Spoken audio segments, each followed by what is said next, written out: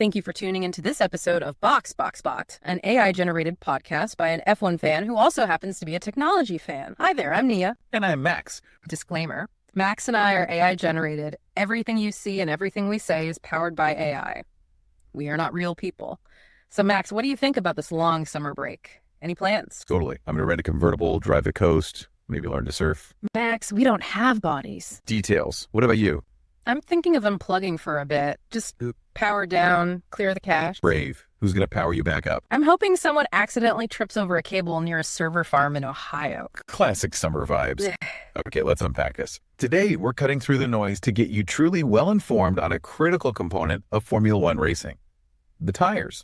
Specifically the tires and how they interact with one of the most unique tracks on the calendar, the Hungaroring. Our mission today is really to pull out the most important insights from Pirelli's latest report on the Hungarian Grand Prix weekend.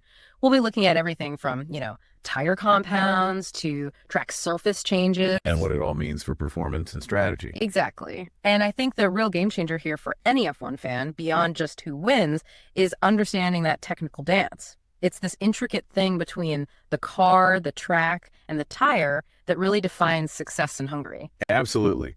And here's where it gets really interesting for me. The Hungaroring isn't just any circuit, is it? This weekend marks the 40th anniversary of the Hungarian Grand Prix. 40 years. Yeah, a permanent fixture since 1986. That's when Formula One first ventured behind the quote-unquote Iron Curtain. That is a lot of history etched into that tarmac. It really is. And, it's evolved so much over the decades. But this historic track, it's also serving as a crucial test bed for the future of F1. Oh, how so? Well, Pirelli is running a vital 2026 tire development test right after the race. Tuesday and Wednesday, August 5th and 6th. And this isn't just some casual run out. It's a really critical part of their development cycle for the new regs. So which teams are getting a jump on that future development? And what exactly are they testing? Is it compounds, construction? Good question. So Ferrari, Racing Bulls, and McLaren will each get 1 day. Alpine, interestingly, gets both days. Oh. And the significance here is huge because this test is all about evaluating future tire constructions for the 2026 rules. Those constructions have to be homologated, basically, signed off by September 1st. That's soon, wow. Yeah. And they'll also be testing prototype compounds, which need their own homologation by December 15th. It's all about getting ahead of the curve, making sure those new tires are ready well before that new technical era kicks in. And the Hungaroring is a good place for that. Because of its unique characteristics, the constant corners, the thermal demands, it gives them really valuable data on how these prototypes hold up under stress. Makes sense. And this isn't the last of these tests, I take it. Sounds like Pirelli's really ramping up the 2026 work. Oh, absolutely. After Hungary, there are 6 more official test days planned just for 2026 tire development. 6 more. What? 2 at Monza, 2 at Mugello, and another 2 down in Mexico City. Okay. And when you connect this to the bigger picture, it just highlights Pirelli's massive R&D investment to meet the demands of these changing rules. This whole testing program makes sure they can fine-tune everything for performance and safety moving into that new F1 era. Right, getting it absolutely spot on. So that's a glimpse into the future. But let's bring it back to this weekend. What does all this mean for the tires being used for the actual race at the Hungaroring? We're seeing that familiar trio. C3 hard, C4 medium, C5 soft. Yeah, the same as last year in terms of the compound names being brought. But a key insight here is that while these were the softest options available last year, Pirelli actually introduced the C6 compound this year, even softer. Right, the C6 exists now. But it's considered simply too extreme for the Hungaroring. Too extreme, even though it's the softest? That feels backwards. You'd think on a twisty track you want all the grip you can get. Why is it too much? Well, it boils down to the track's unique energy demands. The Hungaroring puts a really high level of energy density into the tires each lap. Energy density, meaning? Think of it like bending a paperclip back and forth really quickly. Each bend isn't huge, but doing it constantly breaks it fast. Similarly, while the peak forces on the tires aren't the highest on the calendar, the short lap and all the constant direction changes mean the cumulative stress just builds and builds lap after lap. Okay. That constant working fatigues the tire more. Exactly. And that rapid repeated stress just pushes a super soft compound like the C6 beyond its limits. Plus, there's the other big factor. The heat. The heat, yeah. High temperatures are pretty much standard for the Hungarian weekend, and that leads to serious thermal degradation. Where the tire basically overheats internally and just loses performance. Precisely. It loses grip, becomes less consistent. I mean, last year, the track itself hit a scorching 58.6 degrees Celsius. 58.6, that's incredible. It was the highest track temp recorded all season. And that very dark track surface just makes it worse, soaking up sun and radiating heat right back into the tires, accelerates that thermal breakdown. Wow. Okay, so with those specific conditions, high energy density, brutal heat, let's connect it to last year. How did teams handle it in 2024 using these same C3, C4, C5 compounds? What did the strategies look like? Well, the most popular approach, by far, was a two-shot strategy, usually mixing the C3 hard and the C4 medium. Mostly hard medium. Yeah, the medium and the C4 really performed best overall. It seemed to be the preferred tire. You had 13 drivers choosing to start the race on it. 13 on the medium. What about the others? 4 started on the softs, the C5s, and only 3 rolled the dice starting on the hards, the C3s. It really shows how versatile and durable that C4 was on this specific track. Were there any outliers? Anyone try something really different, maybe a one-stop? Absolutely. Yuki Tsunoda in the Racing Bulls, he was the only driver to make it the whole distance on just one stop. One stop in those conditions. That's impressive. Very impressive. Speaks volumes about his tire management, maybe a car setup that was just incredibly kind to the rubber. Or both. Or both, exactly. On the flip side, you had some drivers pitting 3 times. Usually that meant a very short final blast on the softs to try and gain some time right at the end. Right, a leg gamble for pace. And we also saw some interesting strategic nuances from Aston Martin. Alonso and Stroll both did 2 stops, but they actually used all 3 compounds during their race. All 3? That's unusual for a 2-stop. It is. And it came after they had approached tire management quite differently during free practice.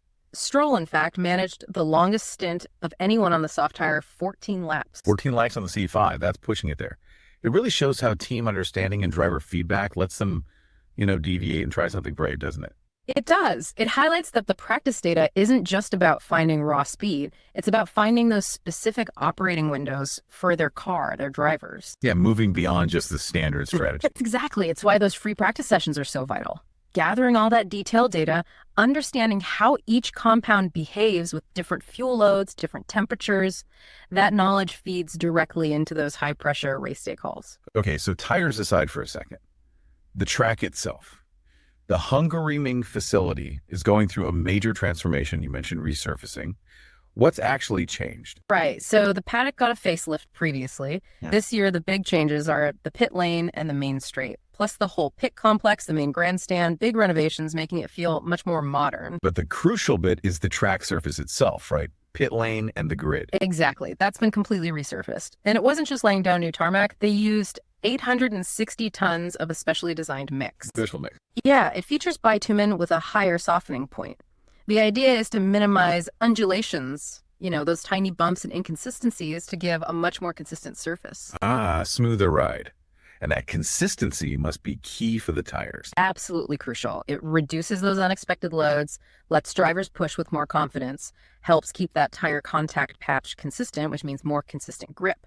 They actually use this new surface for some GT races in early July, so Pirelli will be analyzing the grip levels from those and from practice very closely. Makes sense. And what about the usual track dynamics? Does the Hungaroring still rubber in a lot over the weekend? Oh, definitely. Track evolution is typically really high there, especially Friday and Saturday. You might see graining pop up in FP1 or FP2. Where the surface kind of tears up a bit. Yeah, little bits of rubber tear off, reduces grip temporarily, but that usually decreases as more cars run, lay down more rubber, and essentially fill in the microscopic gaps in the asphalt. Grip improves. So it gets faster. Generally, yes, but then you still have that thermal degradation to manage, even over a single flying lap in qualifying, especially on the softs. Even in quali? Oh, yeah. If the driver doesn't manage it perfectly, the tire can overheat just in that one lap, particularly coming through those crucial final 2 corners. Lose peak performance right when you need it most can cost you big time on the grid. It's a really delicate balance. Push hard, but not too hard to cook the tires before the line. Tricky. Now, we often hear about tire pressures, but you mentioned something fascinating earlier. What actually goes into the tires? It's not just garage air, is it? No, not quite. It's a very precise process. One intriguing bit is what Pirelli does before the weekend even starts. They inflate the tires initially with compressed air, but they use a special machine that strips out all the moisture. Why remove the moisture? Because moisture expands quite a bit with heat and inconsistently. Removing it means the pressure changes during a run are much more predictable and stable. Okay, so it starts with dried air, Then what happens when they're mounted on the wheels? Right. In the fitting area where Pirelli mounts the tires onto the team's wheel rims, they use special machines to pump them up initially to about 60 psi. 60, that sounds high. It is, but it's just to make absolutely sure the tire bead seats perfectly onto the rim, locks it in place. Then, once they've confirmed it's seated correctly, they drop the pressure down to 45 psi before the teams collect them. 45. And then the teams take over. Yep.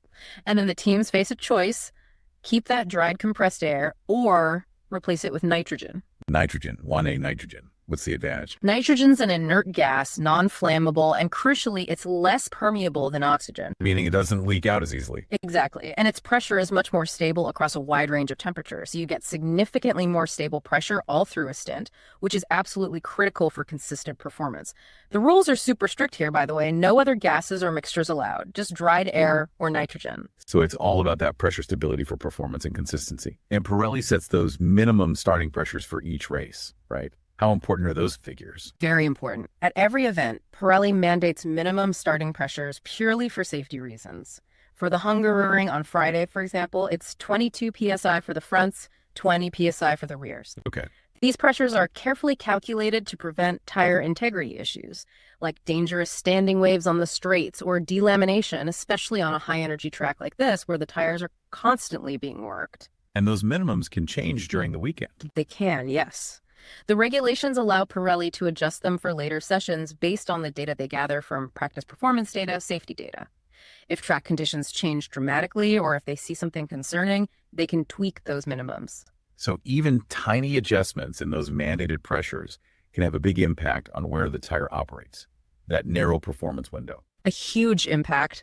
Even a slight deviation from the optimal pressure can massively affect performance. Too low, you risk overheating, structural problems. Too high, you shrink the contact patch, lose grip, potentially increase wear.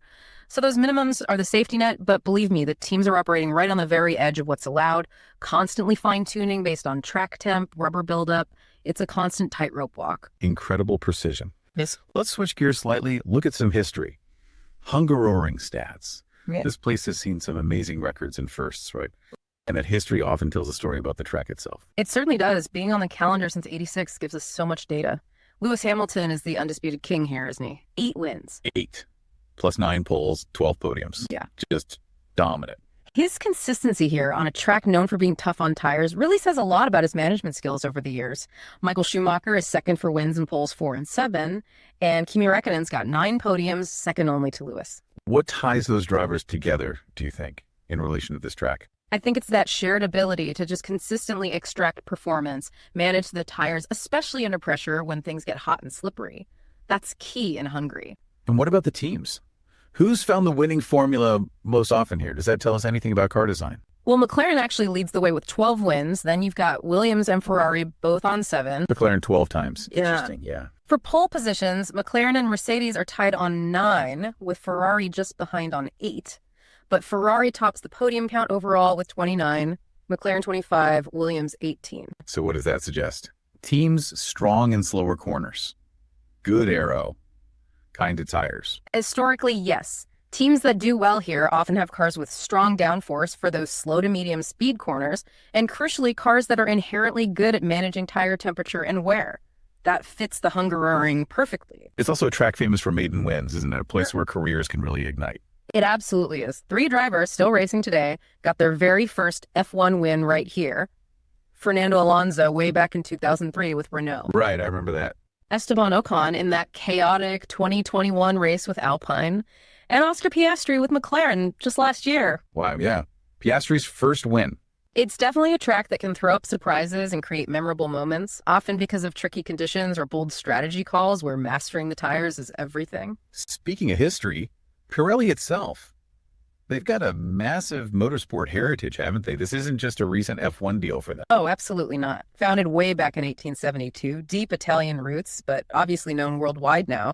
And motorsport has always been central to their strategy, driven by that race to road philosophy. Race to road. meaning track tech ends up in our road car tires. Exactly. Innovations developed under the extreme stress of racing find their way into the tires you and I might buy. Better grip, better durability, all tested at the limit. They've been involved in motorsport for, 128 years now? 128 years. Yeah, and today they supply tires to over 350 championships. 2 wheels, 4 wheels. Their commitment is huge and really underpins their expertise. And beyond just making fast tires, are they looking at sustainability too? That's obviously massive in F1 and motorsport generally now. They are. It's a big focus. Pirelli talks a lot about efficient use of resources, energy efficiency, and they've committed to reaching carbon neutrality by 2030. Across their whole operation. That's the goal, yeah. Manufacturing, logistics, everything. Right. And in F1, obviously, they've been the global tire partner since 2011. But it's not just F1. They supply F2, F3, Formula Regional, GT World Challenge, tons of national series. Their footprint across motorsport is vast, showing that long-term commitment to performance and trying to manage the environmental side. So wrapping this all up, what does this mean for you, the listener? Whether you're fascinated by the absolute cutting edge of tire development for 2026, or the way this historic track keeps evolving, or even just the science of putting nitrogen in a tire, understanding these details gives you a whole new level of appreciation for just how complex and exciting Formula One really is. It's way more than just fast cars turning laps, isn't it? It's this incredible symphony of engineering, strategy, data analysis, and driver skill playing out constantly. Yeah, absolutely. And if you connect this all back to the bigger picture, it just highlights the sheer amount of data, the constant innovation, the strategic thinking that goes into every single weekend. This kind of deep dive into Pirelli's report really peels back the layers. What it makes you consider, I think, is how one tiny factor, a few degrees of track temp, a couple of psi difference in pressure can genuinely be the deciding factor in a sport measured in thousandths of a second. That wraps up our pre-race deep dive into the Hungarian Grand Prix. Join us after the race for our post-race debrief. Thanks for hanging out with us. If you enjoyed the show, now's the perfect time to hit like and subscribe. We will see you on the next one.